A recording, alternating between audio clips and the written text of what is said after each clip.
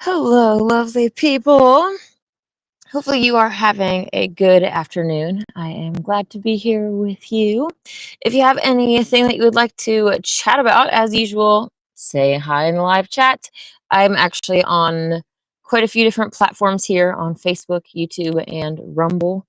And although I often do stay for quite a while on Wednesdays, I probably won't stay very long today because I have a few hour journey back to Mount Shasta after this chat. So, that being said, I kind of wanted to talk today about the main topic being homunculus because that is what people talked about last week. It kind of came up as something that people wanted to talk about, and so I got to do some digging into this topic, and it was quite fascinating. So, when I first heard of this word, it was in reference to these experiments. And the video is in Russian, so I'm not really going to have it play.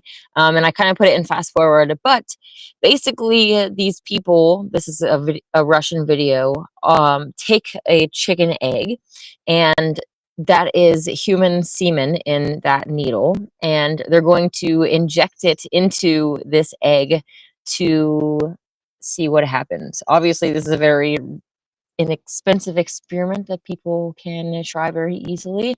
There are other videos online here of different created beings, and there's some real and some fake looking different kind of stuff. Some of the footage like this looks a little bit more real than the other kind that these one is like a close-up of a being in water that or a solution that doesn't really look exactly real. But anyways, these people are mixing their DNA with chicken eggs and then letting it incubate for a while and coming back and seeing what kind of monsters are made. Sometimes they crack the eggs and it's just like this black goo and nastiness. Other times in some of these videos, they crack the egg and you see this kind of actual being, this little demonic, monstrous creation.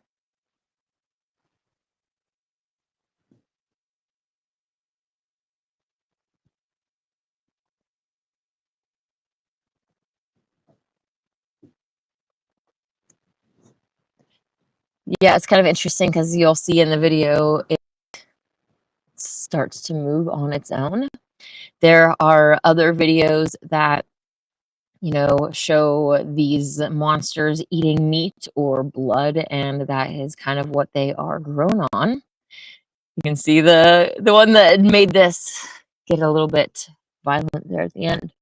So, anyways, my interest in researching this topic has led me to some kind of cool stuff that I just wanted to share with you today.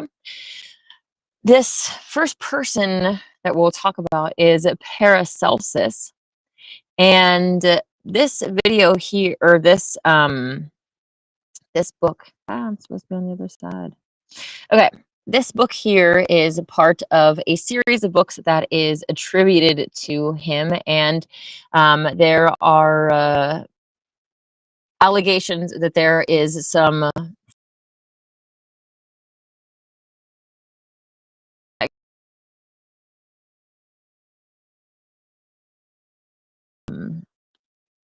including, where'd my notes go here? Generation, growth, preservation, life, death, resurrection, transmutation, separation, and signature of natural things. So, anyways, in this book, the quote that is here, it says, let me go back to just me on the front page here. This is the quote from this book again. It says, "Let the semen of a man be putrefied by itself in a sealed cucurbit for 40 days with the highest degree of putrefaction in a horse's womb, or at least so long until it begins to live, move, and be agitated, which can easily be seen. After this time, it will look somewhat like a man, but transparent without a body. If after this it be daily nourished and fed prudently and cautiously with the arcanum of human blood, and be kept for 40 weeks in the perpetual and equal heat of the horse's womb. It becomes thence a true and living infant, having the same limbs as any child born of a woman, but much smaller. I know that's a lot to take in, but it's interesting to note that this, this older homunculus creation is only the semen itself is sealed away from the horse's womb, which I don't think that any of this is okay, but I'm just trying to look at the differences between that video that we saw where they're actually taking their DNA and injecting it straight into the egg. In these teachings, they are actually just taking the semen and sealing that off by itself. And it's interesting that this is tied to a belief called pre-formation, and they literally well, some people believe, well, it's hard to even know what real history is and what's not, right? So it's like the history can be true, and maybe people did believe this because they were taught to or whatever, right? Anyways, in preformationism, all living organisms contain pre-existing miniature versions of themselves called homunculi, which contain all the necessary information for the development of a fully formed organism. So the idea was that a being could actually, I don't know why that does that. Okay, a being could actually, it was already preformed, and there's two different theories of this. One was that it was in the egg, and the other that it was in the sperm, but that the tiny person was already in there. And so this experiment that Paracelsus was talking about was trying to focus solely on this being that was already in, supposedly, we know that this isn't the actual reality of our world, right? That all of those, the parts of the human were already in there. So by putting them in a container and then housing them in a horse's womb or whatever to keep it warm, which again, we don't, that's really weird animal creepy stuff. Um, but the fact is that it's just a different like experiment, which is kind of interesting. I thought that was really interesting, and finding out about this preformationism idea and that people actually believed this kind of stuff. I had another little thing here that I wanted to read. I don't know where to go.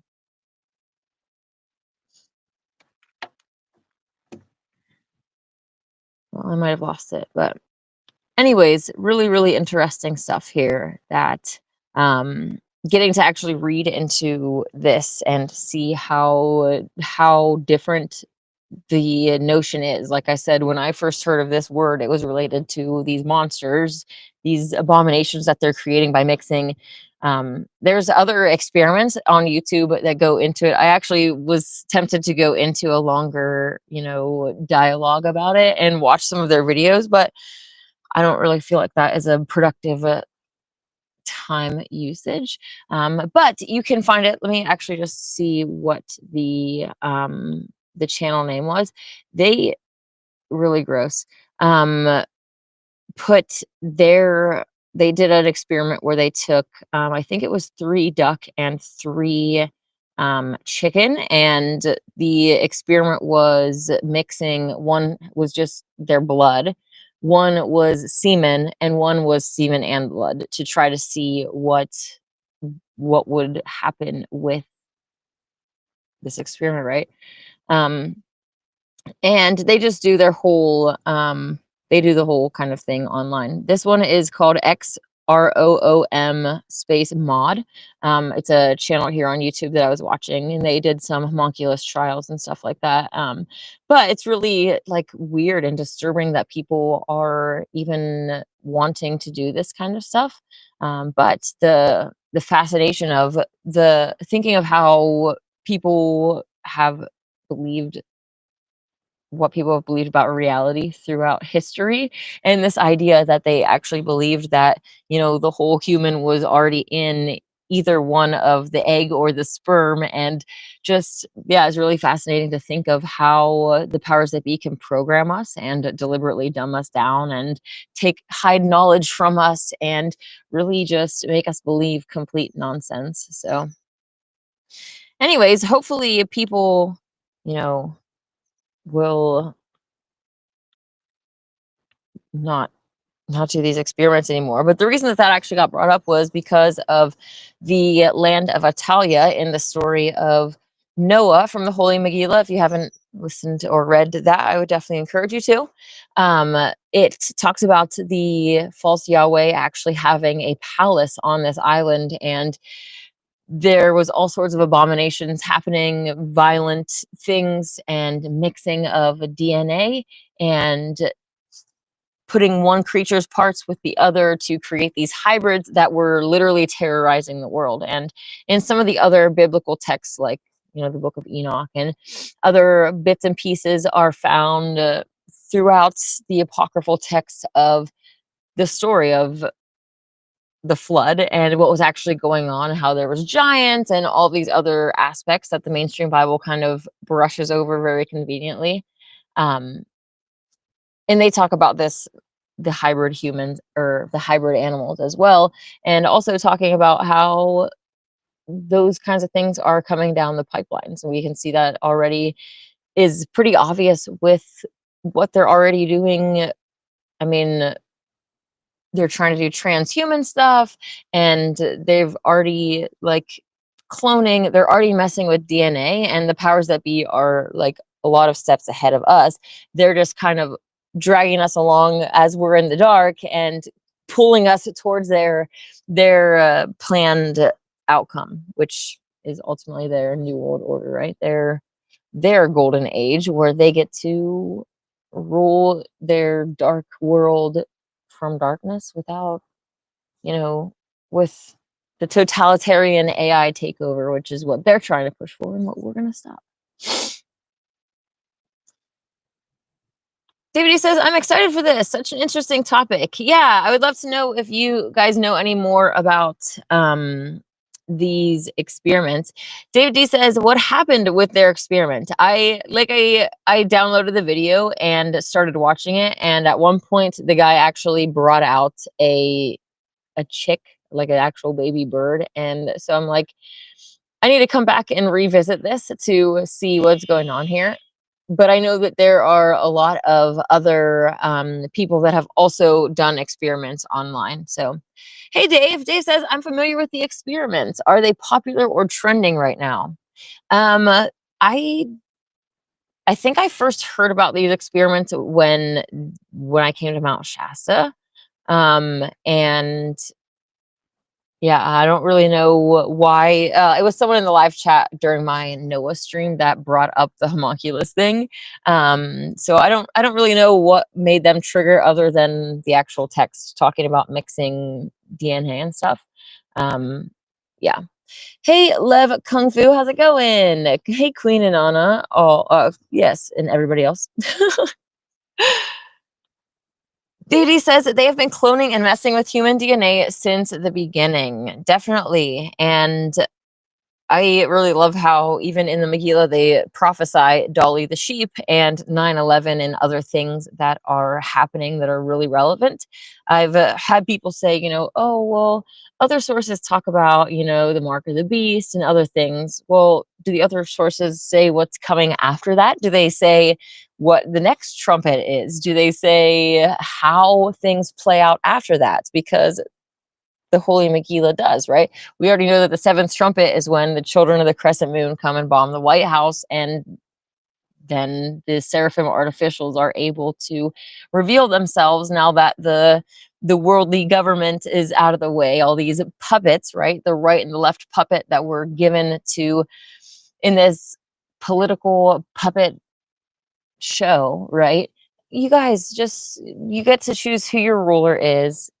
Which one do you like better? Which one says the things that tickle your ear better? And then meanwhile, it's literally the same puppet master behind both of them pulling the strings and, scripting the whole thing that we're seeing in front of us. And they're working together because it's right and left, right? The same two wings of the same bird trying to fly its way to its new world order, right? It's downward spiral.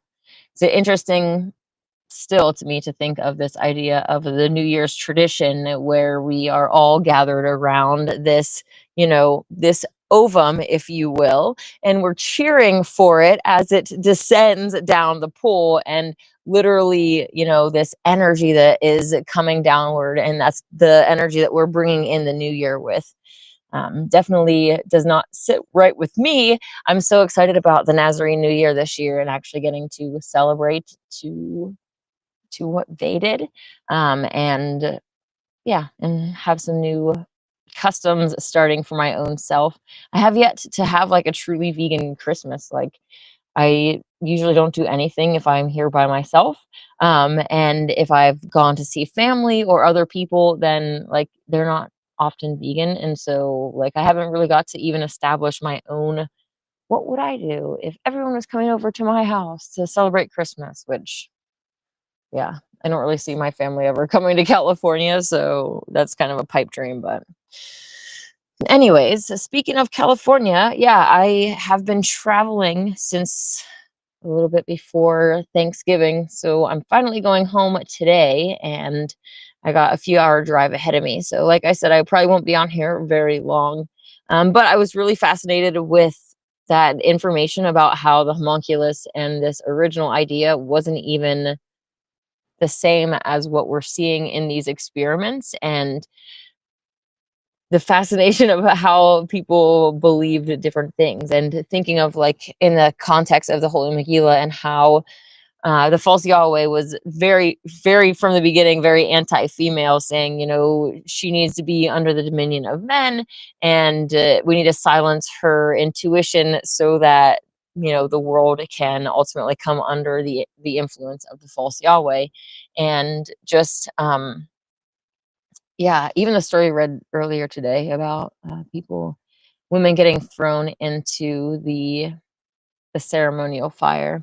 Anyways, this idea that humans could be created without women, right? Let's try to take the sperm over here and grow it in a way that we don't have to have the female involved. So there could have also been that sort of aspect that was going on, and we kind of see that today as well, right? And even worse, that females have gotten on board. It's just like, oh, I don't want to carry my own baby. Let's have a surrogate. Or even when they start offering like artificial wombs, right? Like, oh, you wouldn't want to ruin your body. You wouldn't want to have stretch marks. You wouldn't want to have morning sickness. You wouldn't want to stop drinking and smoking. You wouldn't want to do all this stuff. Why not just put your baby over here in this perfect little bubble? We'll raise it over here like we all know Cain was raised, right? Uh, we'll see what happens.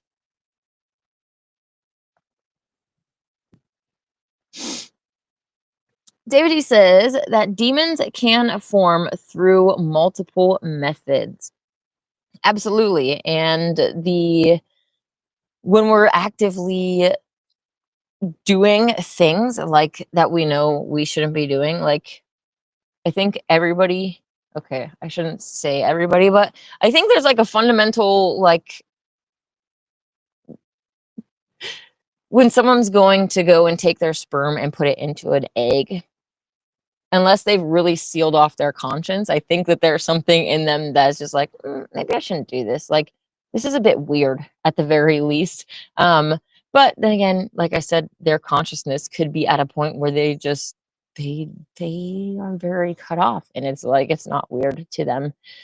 I can see that being the case, especially with like mad scientists that don't believe in the divine, and their belief system is already just so different than mine that, I need to expand my own understanding to understand them and their lesser consciousness, so to speak, to understand where they are. Because fundamentally, I'm like, I've always known that God was real, and all of these other things, so it's kind of hard for me to separate myself from that. And even, yeah, I guess not that hard, but anyways,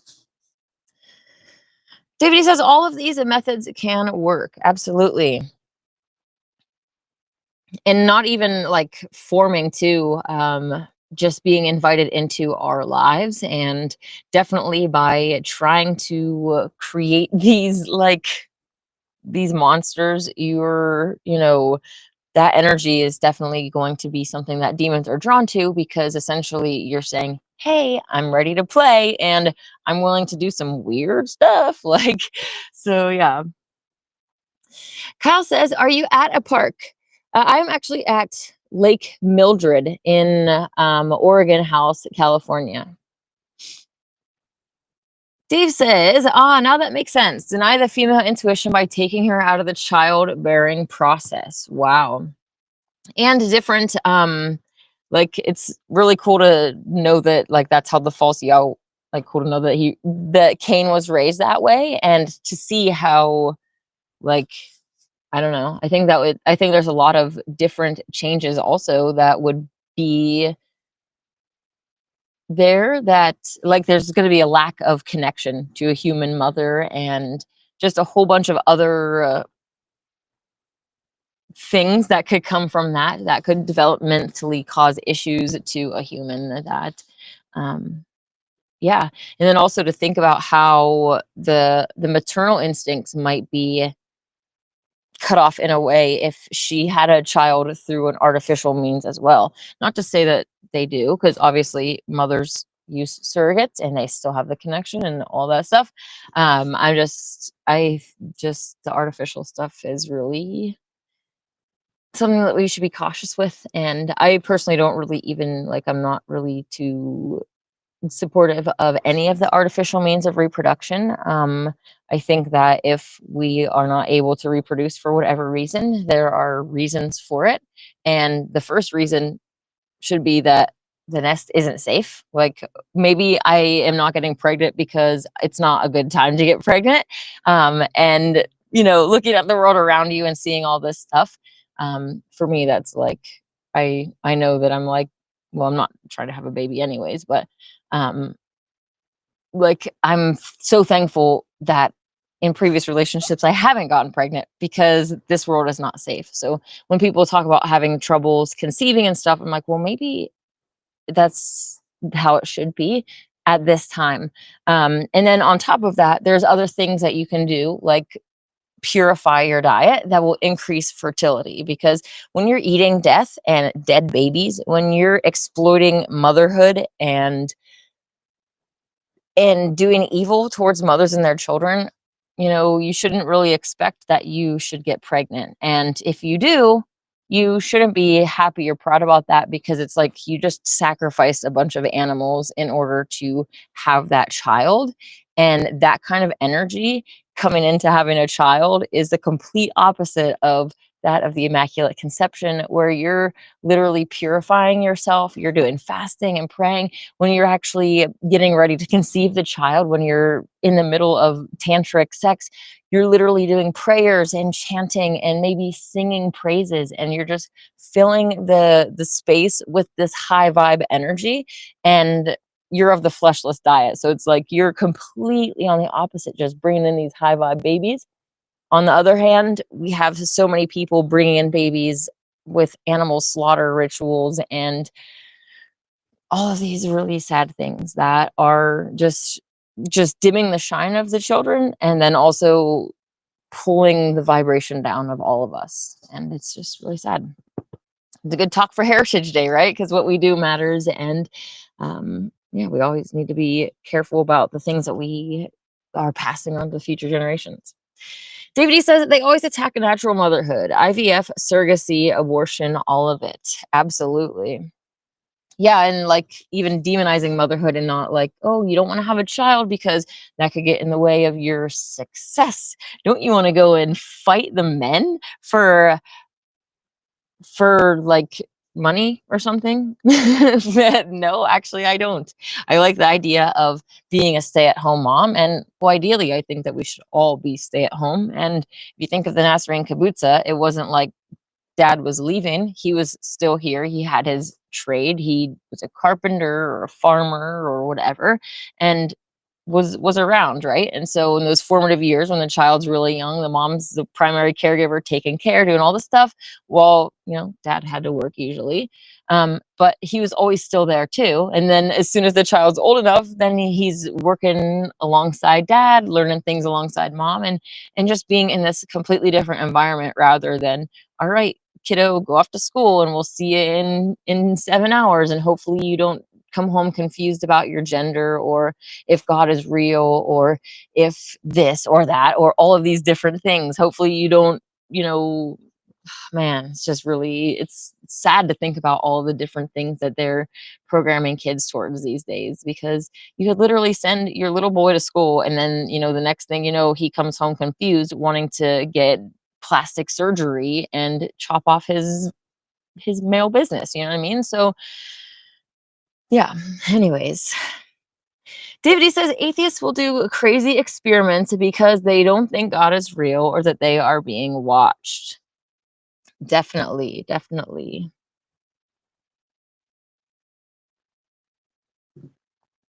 Kyle says the illustrations of a homunculus look so strange.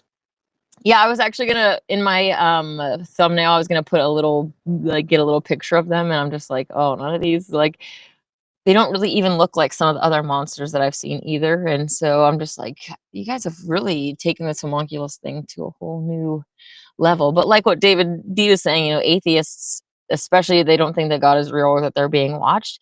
And then if they're programmed by this, um, is it Richard Dawkins or something? Or I don't even. Okay, I apologize if that's not even their name. I don't. I've never read these stories by the atheist priests, but basically one of them is basically all about the eye, and, like, you needing to plant your seed and dominate and leave your mark while you can, because there's nothing on the other side or whatever, right?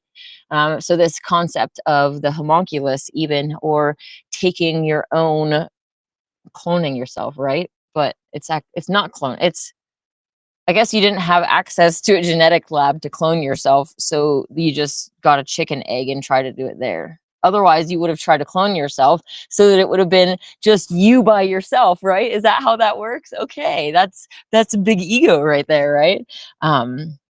Yeah, just anyways. Duty says the type of sex determines the soul attracted. Absolutely. Cain's dark soul came from Adam raping Eve. Yes. It's definitely a different story than we hear in the mainstream Bible. And then it brings to mind the myth of Lilith being before Eve and being raped by Adam, and then, going into a cave.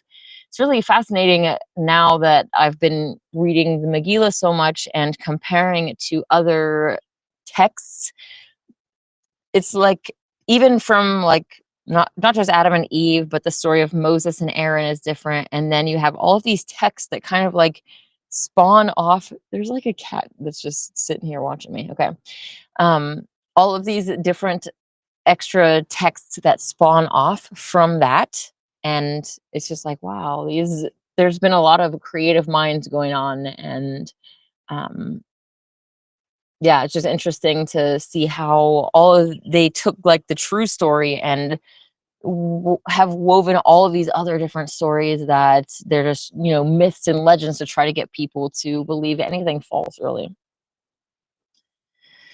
Hello, Steve. Steve says so many people don't see a problem with in vitro or surrogates. They don't seem to realize that some things just aren't meant to be. I'm not degrading people brought into this world via these methods. I agree, and it's a sensitive subject, and I know people that really wanted kids, and they did unnatural means of, um, you know, um, IVF, and yeah, it's a sensitive subject because, like, people that you know and love can be involved in the product of these things. But yeah, I definitely fundamentally do agree that,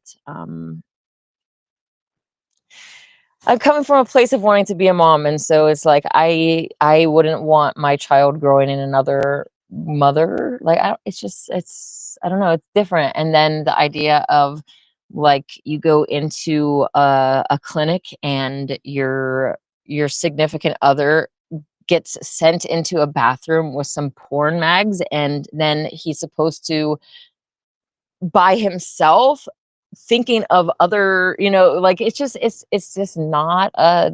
not a immaculate conception.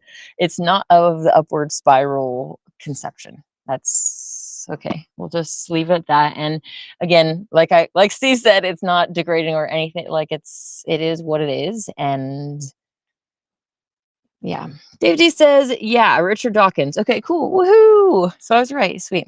And their selfish gene theory is the Pope for atheists. They promote selfish behavior. Like Satan. Yeah, Satanism. Okay. Kyle wants to see the cat really quick. Let me jump on here. Oh, let's see. Hey, kitty, kitty. Oh, this is not wanting to move.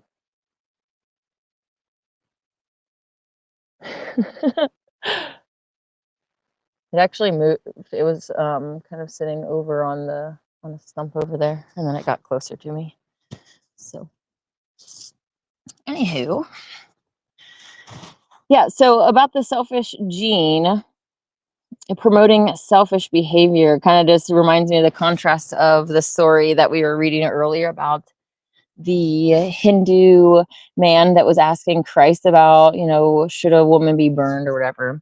And Christ is like, don't worry about who's going to serve you in another life. Worry about who you can serve now. And it's just like the complete opposite idea than what you're describing here, the selfish gene and just wanting to live it up. And,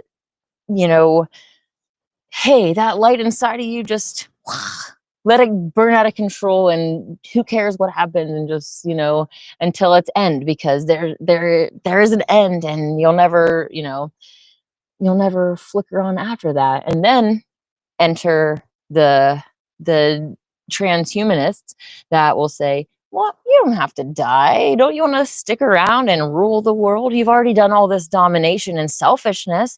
Plus, if there is an afterlife, you definitely don't want to die now because of all that evil you've done. So why not just stay? Why not just become artificial and live it up with us? Because we're all stuck here in 666, right? I don't know about you, but I am getting out of here. And that is not to say that I'm trying to escape the school. I'm just saying I'm not getting stuck in here. I know that my soul came here for a purpose, and like we've read in other stories, the density of the atmosphere, all of these other factors can make us forget and literally cause us to stumble down the ladder of existence. And then it's like, now we have to fight even more up. And, we get up there and I'm like, oh man, I had a mission and I fell down so far. Like, yeah. So I am excited about the new year, which December 21st is when the Nasarean New Year starts.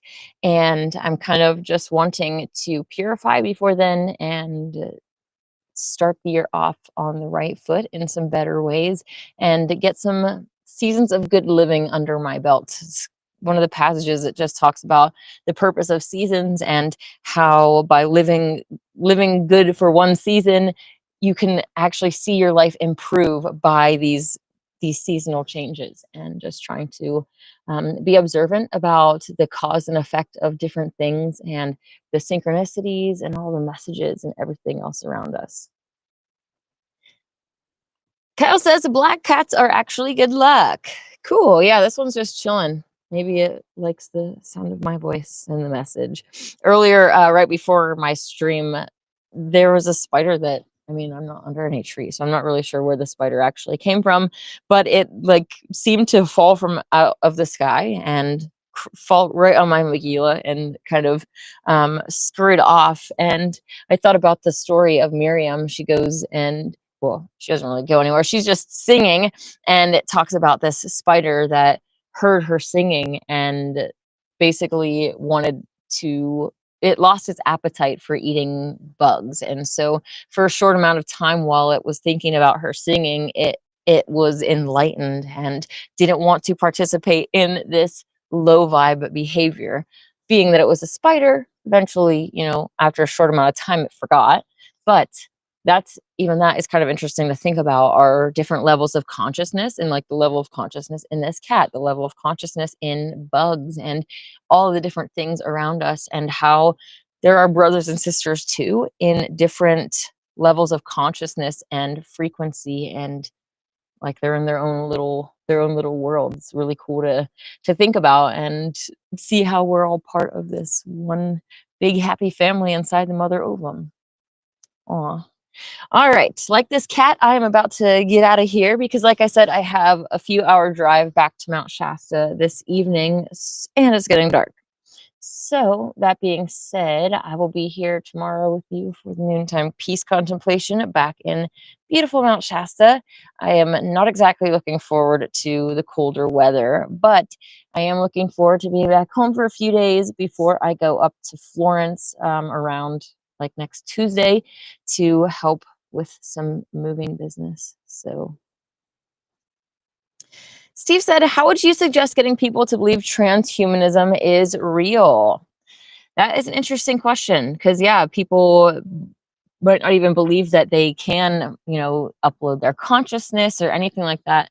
There are some people that actively promote it. I don't know, and like there's just different famous people that promote that have been vocal about it, that actually speak out about it. Which maybe we can do a little bit more talking about this tomorrow, and I can have some actual names for you. But yeah, because trying to get people to think that that could even happen is, I mean, at the same time, forms of transhumanism are already happening with the Neuralink and all of that. So whether or not we believe that our consciousness can be uploaded, we can see that people are already starting to merge with AI or machines. And ironically, I keep thinking about this because I say that, oh, we're starting to merge with machines. And I'm like, my own grandpa had a pacemaker. So it's like they've already been merging us to different forms of machines and metals and stuff under the guise of, hey, we'll save your life, we'll help you live a little bit longer, we'll all of these things, right? Anyways, yeah, I'll do a little bit of research on some names of people that promote transhumanism and maybe what we could potentially do to raise awareness, because that is like the sixth trumpet. They say to stop the seventh trumpet, we just have to stop doing essentially what caused the last one, right? Stop with the transhumanism, stop going down this path. And so waking people up to what is going on is important. So that's a good question. Steve said that people are even getting IP addresses. Interesting. I know that with the like COVID shot, people were talking about different things like that, but I haven't heard anything about that. So I will look into it, and we will talk about transhumanism, if not tomorrow, next week on the live stream. So that being said, I will pray with you tomorrow and see you at noon. I hope that you have a wonderful evening. May God and the goddess bless you.